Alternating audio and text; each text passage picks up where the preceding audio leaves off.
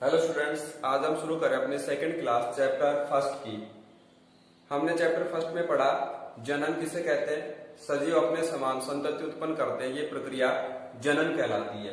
और फिर आवर्त बीजी पादप में जनन, ये अपना पहला चैप्टर था। तो जिसमें हमने पहला टॉपिक पढ़ा कि आवर्त बीजी पादपों में अलैंगिक जनन। अलैंगिक जनन है आवर्त बीजी पादपों में दो टाइप का है।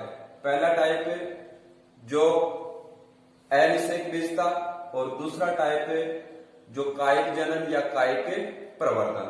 तो ये अपना मुख्य टॉपिक था कायिक प्रवर्धन, जिसके दो भाग थे, प्राकृतिक कायिक प्रवर्धन और दूसरा नंबर बी कृत्रिम कायिक प्रवर्धन। तो प्राकृतिक कायिक प्रवर्धन है, इसके बारे में हमने पढ़ा कि ये जड़, तना, पत्तियों कुछ जननांग हो सकते हैं, उनके द्वारा संपन्न होता है। दूसरा टाइप है कृत्रिम कायिक प्रवर्धन। तो कृत्रिम कायिक प्रवर्धन है, उसकी दो विधियां हैं, उनके बारे में हम बात कर चुके हैं। कौन कौन सी? एक तो कटिंग, जो स्तंभ की ले सकते हैं या मूल जड़ की ले सकते हैं, वो तो हो गया कटिंग। दूसरी विधि थी दाब विधि, उसमें भी दो विधियां थी, एक तो टीला दाब विधि और दूसरी वायु दाब विधि। कृत्रिम कायिक प्रवर्धन का जो तीसरा टाइप है वो है रोपण। और रोपण का अर्थ क्या है? इसमें दो अलग अलग पादप हैं, उनको लेंगे, उनका रोपण करेंगे। तो जिस पादप का रोपण किया जाता है उसको कहते हैं कलम। और कलम का जिस पादप पर रोपण करेंगे वो पादप का भाग क्या कहलाएगा? स्कंद। तो इस प्रकार से इसमें दो भाग हो गए, कलम और दूसरा स्कंद। अब इनको कस करके बांध देंगे, अनुकूल परिस्थितियां मिलेंगी इनको, तो दोनों के एधा कैम्बियम, जो कि एक टिश्यू का टाइप है, उत्तक का प्रकार है, एधा या कैम्बियम इनका संपर्क में आएगा और ये कलम की कोशिकाएं विभाजित होकर के नया पादप बनाएंगी। और ये जो नया पादप बनेगा वो आर्थिक रूप से उपयोगी, तभी हम उसको बना रहे हैं। तो इस विधि का, रोपण विधि का जो उपयोग है वो आर्थिक रूप से उपयोगी जो पादप है उनको विकसित करने में किया जाता है। ठीक है, तो रोपण के जो टाइप है उनकी हम बात करते हैं। पहला टाइप है जीभी या जिह्वा रोपण। इसमें क्या करते हैं, जो दोनों कलम और स्कंद, दो संरचनाएं अपने पास, दोनों संरचनाएं वो मोटाई में कैसी है? समान। दोनों में 5 से 8 सेंटीमीटर लंबा चीरा लगा लेते हैं। ये चीरा लगाते हैं वी शेप में, और वी शेप में चीरा लगा करके उनको इस प्रकार से फिट कर देंगे और बांध देंगे। ठीक है, तो ये हो गई अपनी कौन सी? जीभी या जिह्वा रोपण विधि। दूसरी विधि है फज्जा रोपण। ये भी लगभग इसी के समान है, दोनों का जो व्यास है वो समान है, शेप कट का वी शेप है, वही दोनों को बांध करके और फिर इसको विकसित किया जाता है। तीसरी विधि है क्रीट या मुकुट रोपण। इसमें क्या करते हैं कि स्कंद है उसकी मोटाई कई गुना होती है, किसकी तुलना में? कलम की तुलना में। तो एक जो स्कंद है उस पर कई कलम, जैसे एक कलम यहाँ पर लगा दी, एक कलम यहाँ पर, एक कलम यहाँ पर, क्योंकि कलम का जो व्यास है वो कम है, मोटाई कम है, और स्कंद है उसका मोटाई ज्यादा है। चौथा जो टाइप है वो है कलिका रोपण। इसमें क्या करते हैं, जिस पादप पर कलिका को लगाना है उस पादप के तने की जो छाल है उसमें टी शेप का कट लगा करके और कलम को रोपित कर दिया जाता है। तो इस प्रकार से ये 4 विधियां हैं किसकी? रोपण तकनीक। तो ये अपना हो गया कौन सा? अलैंगिक जनन आवर्त बीजी पादपों में। दूसरी जो विधि है आवर्त बीजी पादपों में जनन की वो है लैंगिक जनन। तो लैंगिक जनन आवर्त बीजी पादपों में पुष्प के माध्यम से संपन्न होता है।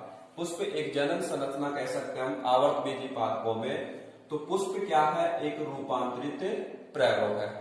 अब इस पुष्प की पूरी संरचना पढ़ेंगे, जननांग पढ़ेंगे, उसके द्वारा हम बताएंगे कि किस प्रकार से लैंगिक जनन संपन्न होता है आवर्त बीजी पादपों में।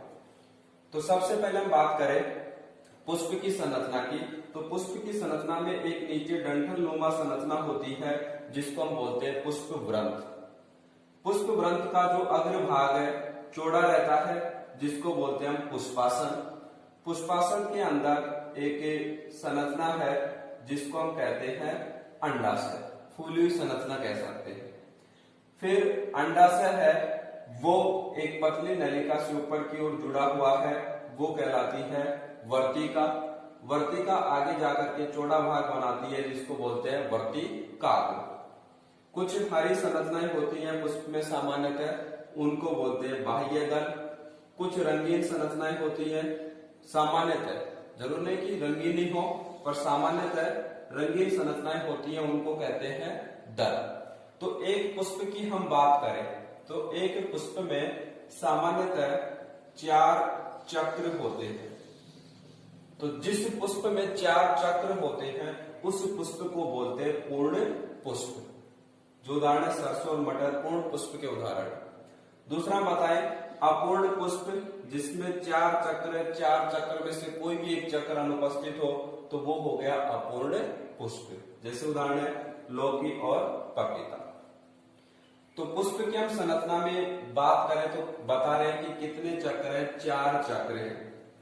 वो 4 चक्र कौन कौन से हैं? पहला चक्र है बाह्य दल पुंज, दूसरा चक्र है दल पुंज, तीसरा पुमंग और चौथा जायांग, जिसको स्त्री केसर के नाम से भी जानते हैं। तो सबसे बाहरी चक्र होता है बाह्य दल पुंज। ये सामान्यतः हरी संरचना है और इसकी जो एक इकाई है उसको हम बोलते हैं बाह्य दल। दूसरा चक्र है पुष्प के अंदर की तरफ, बाहर से अंदर की तरफ हम जाएंगे तो उस प्रकार से चक्र बता रहे। फिर अंदर की तरफ है दल पुंज, दूसरा चक्र। तो इसकी एक इकाई है, उसको नाम देंगे हम क्या? दल। तीसरा जो चक्र है वो है पुमंग। पुमंग की एक इकाई है पुंकेसर, और पुंकेसर के भी 2 भाग है। एक तो ये ऊपर फूला हुआ भाग जिसको बोलते हैं परागकोश, और नीचे एक संरचना है धागे नुमा, उसको बोलते हैं पुतंग। फिर चौथा जो चक्र है जायांग या स्त्री केसर, इसकी एक इकाई है, वो कहलाती है अंडा। जैसे पुंकेसर के 2 भाग है, परागकोश और पुतंतु, वैसे ही अंडक के भी 3 भाग है। ये पूरी जो संरचना है वो अंडक की संरचना है। ऊपर का भाग वर्तिकाग्र, नलिका रूपी संरचना वर्तिका, और फूला हुआ भाग अंडाशय। अंडाशय में ही बीजांड उपस्थित होते। तो ये पूरी संरचना है वो किसकी है? अंडक की। तो इस प्रकार से एक पुष्प में 2 तो कहलाते हैं सहायक चक्र। एक पुष्प में 2 सहायक चक्र होते हैं और 2 होते हैं जनन चक्र। इस प्रकार से एक प्रारूपिक पुष्प में 4 चक्र होते हैं, उसको हम बोलते हैं पूर्ण पुष्प। तो यहाँ पर हम बात करें आवर्तबीजी पादपों में लैंगिक जनन। तो लैंगिक जनन के लिए हम सभी जानते हैं कि जो युग्मक बनना जरूरी है, नर युग्मक और मादा युग्मक।